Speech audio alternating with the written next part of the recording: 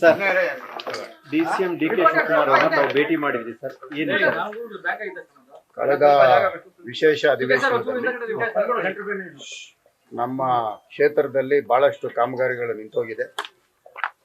ಮತ್ತೆ ಸೇತುವೆಗಳು ನಿಂತಿದೆ, ಜಾಲಹಳ್ಳಿ ಸರ್ಕಲ್ಲು, ಮತ್ತೆ ಸ್ಕೂಲ್ಗಳು, ಹಾಸ್ಪಿಟ್ಲು, ಸ್ವಿಮ್ಮಿಂಗ್ ಪೂಲು, ಮತ್ತೆ ಬಹಳಷ್ಟು ಕೆಲಸಗಳು ಪೆಂಡಿಂಗ್ ಆಗಿದೆ.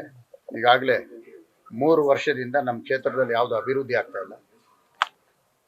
ಹಾಗಾಗಿ ನಮಗೆ ಒಂದು ಅರ್ಧ ಗಂಟೆ ಸಮಯ ಕೊಡಿ ಅಂತ ವಿಧಾನಸಭೆ ವಿಶೇಷ ಅಧಿವೇಶನದಲ್ಲಿ ನಾವು ಕೇಳಿದ್ವಿ.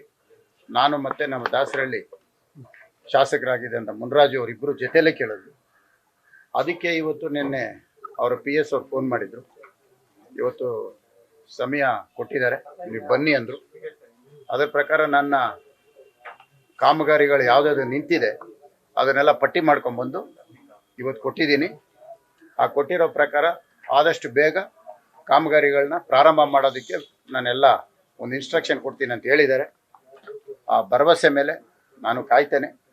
ಆದಷ್ಟು ಬೇಗ ನಮ್ಮ ಕ್ಷೇತ್ರದಲ್ಲಿ ನಿಂತಿರೋಂಥ ಕಾಮಗಾರಿಗಳು ಪೂರ್ಣ ಆಗಬೇಕು ಅನ್ನೋದು ನನ್ನ ಉದ್ದೇಶ. ಹಾಗಾಗಿ ಇವತ್ತು ನಾನು ಮತ್ತು ನಮ್ಮ ದಾಸರಹಳ್ಳಿ ಕ್ಷೇತ್ರದ ಶಾಸಕರಿಬ್ಬರು ಜೊತೆಯಲ್ಲಿ ಬಂದು ಭೇಟಿ ಮಾಡಿ. ಟೈಮ್ ಬೌಂಡ್ ಏನು ಹೇಳಿದ್ರು ಸರ್? ಟೈಮ್ ಬೌಂಡ್ ಏನಿಲ್ಲ, ನನ್ನ ಕಮಿಷನರ್ ಕರೆಸಿ ಕೂಡಲೇ ಇನ್ಸ್ಟ್ರಕ್ಷನ್ ಕೊಡ್ತೀನಿ ಅಂತ ಹೇಳಿದ್ದಾರೆ. ನಾನು ಕಾಯ್ತೇನೆ. ಬೇರೆ ಏನು ಮಾತುಕತೆ ಇದೆ ಸರ್?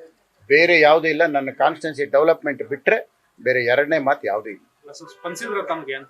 ಖಂಡಿತವಾಗ್ಲೂ ಸ್ಪಂದಿಸಿದ್ದಾರೆ, ಕೆಲಸ ಮಾಡಿಕೊಡ್ತೀನಿ ಅಂತ ಹೇಳಿದ್ದಾರೆ. ಆ ಭರವಸೆ ಇದೆ, ಕಾಯ್ತೇನೆ. ಈಗ ಯಾಕಂದ್ರೆ 3 ವರ್ಷ ಕಾಯ್ದಿದ್ದೇನೆ, ಇನ್ನೂ ಕಾಯ್ತೇನೆ. ಹಿಂದೆ ಸಾಕಷ್ಟು ಆರೋಪನ ಅಲ್ಲೇ ಸದನದಲ್ಲೇ ಮಾಡಿದ್ರಿ, ಮಾಡ್ತಿಲ್ಲ, ಸ್ಪಂದಿಸ್ತಿಲ್ಲ, ಹೌದು. ಸಿಗ್ತಿಲ್ಲ. ಅದಕ್ಕೆ ಇವತ್ತು ಸದನದಲ್ಲಿ ಮಾತಾಡಿದ್ದಕ್ಕೆ ಇವತ್ತು ಸಮಯ ಕೊಟ್ಟಿದ್ದಾರೆ. ಇವತ್ತು ಬಂದು ಮಾತಾಡಿದ್ವಿ. ನೀವು ಸಮಾಧಾನ ಸರ್ ಮಾತಾಡಿ? ಈಗ ಸಮಯ ಕೊಟ್ಟಿದ್ದಾರೆ, ನನ್ನ ಮನವಿ ಸಲ್ಲಿಸಿದ್ದೀನಿ. ಮನವಿನೇ ನಾನು ರೈಟಿಂಗಲ್ಲೇ ಕೊಟ್ಟಿದ್ದೀನಿ. ರೈಟಿಂಗಲ್ಲೇ ವಿಶ್ವಾಸ ಇದೆಯಾ ಸರ್? ಈಗ ನಂಬಿಕೆ, ಕಾಯ್ತೇನೆ. ಈ ಹಿಂದೆ ಕೂಡ ನಿಮ್ಮ ಕ್ಷೇತ್ರದಲ್ಲಿ ಪಾರ್ಕಿಂಗ್ ಬಂದಾಗೆಲ್ಲ ನಿಮ್ಮನ್ನ ಇನ್ವೈಟ್ ಮಾಡಿಲ್ಲ ಅನ್ನುವಂಥದ್ದು, ಹಾಗೆಲ್ಲ ದೊಡ್ಡ ಈಗ ಆವತ್ತು ನಡೆದಂತ ಸಂದರ್ಭ ಆಗಿತ್ತು. ಆವತ್ತಿದ್ದಂಥ ಪರಿಸ್ಥಿತಿ, ಆವತ್ತಿದ್ದಂಥ ಸಂದರ್ಭ, ಅಲ್ಲಾದಂಥ ಘಟನೆ ಎಲ್ಲ ಗಮನಿಸಿದ್ದೀವಿ. ಆವತ್ತು ನನಗೆ ಅಲ್ಲಿ ನಡೆದಂಥ ಘಟನೆ ಬಗ್ಗೆ ಮತ್ತೆ ನಾನು ಅದನ್ನು ಹಿಂದೆ ಹೋಗಿ ಮಾತನಾಡೋದ್ರಲ್ಲಿ ಏನು ಉಪಯೋಗ ಇಲ್ಲ. ಈಗ ಮುಂದಕ್ಕೆ ಆಗಬೇಕಾದಂಥದ್ದು ಕಾನ್ಸ್ಟಿಟ್ಯೂನ್ಸಿ ಡೆವಲಪ್ಮೆಂಟ್ ಆಗುತ್ತೆ.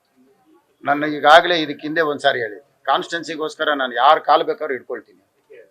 ನನ್ನ ಕಾನ್ಸ್ಟಿಟ್ಯೂನ್ಸಿಗೋಸ್ಕರ ನಾನು ಎಲ್ಲಿ ಬೇಕಾದ್ರೂ ಬಂದು ಬೇಡ್ಕೊಳ್ಳೋಕೆ ನಾನು ಸಿದ್ಧವಾಗಿರೋದು. ಆ ಕೆಲಸ ನಾನು ಇವತ್ತು ಮಾಡಿದ್ದೀನಿ, ಮಾಡಿಕೊಡ್ತಾರೆ ಅನ್ನೋ ನಂಬಿಕೆ ನನಗಿದೆ. Okay, thank you. News first, ನಿರ್ಭೀತಿಯಿಂದ ನಿಮ್ಮ ಪರವಾಗಿ.